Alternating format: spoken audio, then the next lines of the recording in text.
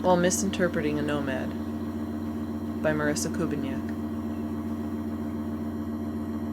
If what I am really talking about is how I want to travel without plans, but you somehow hear me crying out, I don't know who I am, you may want to listen once more. I do not have to be lost, nor my heart need to be sore in order to see the more remote lands. I wish it were not so unsettling for people to accept that I survive on my wanderlust. As vital to me as oxygen or water, it keeps my soul from becoming dust. Do not become repulsed when I say I am happy being single, or that I don't want children of my own someday, or even that I am not shaken to the bones with the knowledge that I am starting out alone in my next adventure.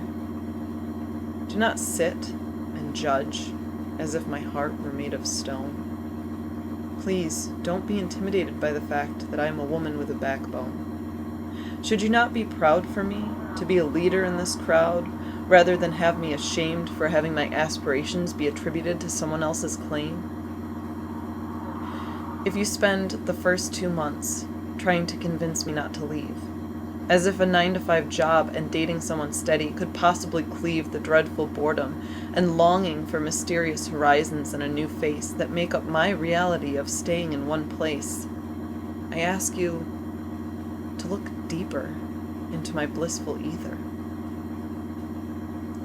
If you dedicate the next 3 months by telling me to just find someone to go with, anyone, you may not realize that your concern translates into needless cries of uncomfortable desperation, never taking into consideration that just because I'm with someone, it doesn't mean I must share a genuine trust. If you find my stubbornness a sin, that I am not bluffing in my ridiculous pursuit of nomadic adrenaline, do not spend our last month surrounded by fake smiles and hopeful tones that I'll change my mind, but let our different hearts be crowded and our words be kind. Maybe I'll meet someone as I go, you say, but please don't pray that I'll fall in love and give up my dreams to be with him someday. This may be a comfort to yourself, but I don't want to place my adventuring on a shelf. Left to attend to dusting off old frames, my only distant connection to my once youthful and thriving games, don't you know that by accepting the world's many twists and turns, I'm giving myself the ability to learn? Every time I make grander plans, please believe that to keep stretching my wingspan is the right thing for me. Do not be torn between supporting my folly and figuring out how to connect to this trolley. There's no need, you see, to share last-minute words of comfort about seeking trust in God or learning to love walking in my own shoes. Do not demean my different lifestyle by thinking my soul has never been moved. I know that before your life began to plod, you had that phase once too. But it was just a phase. And that's okay with me, but I want to allow the time and space to seek comfort in being solitary. I want you to understand that my heart belongs to no single man, but every person I meet. That my intimacy is not left untouched, but loved through loving others whom I greet.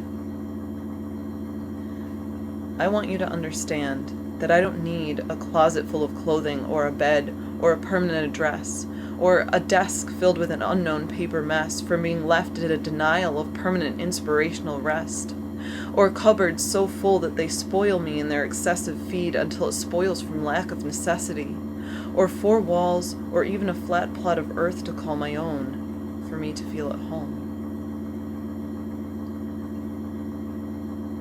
We owe each other no debts, but take this bet, that I'm happy in a way that you don't need to become upset simply because I live without knowing what will come each day, or who will walk into or out of my way, or at what moment or how long those moments will last, or if it will seem slow or if it will seem fast. Don't fear, but celebrate in my rush of courageous laughter, which accompanies perpetually living on the verge of disaster. This is my happily ever after.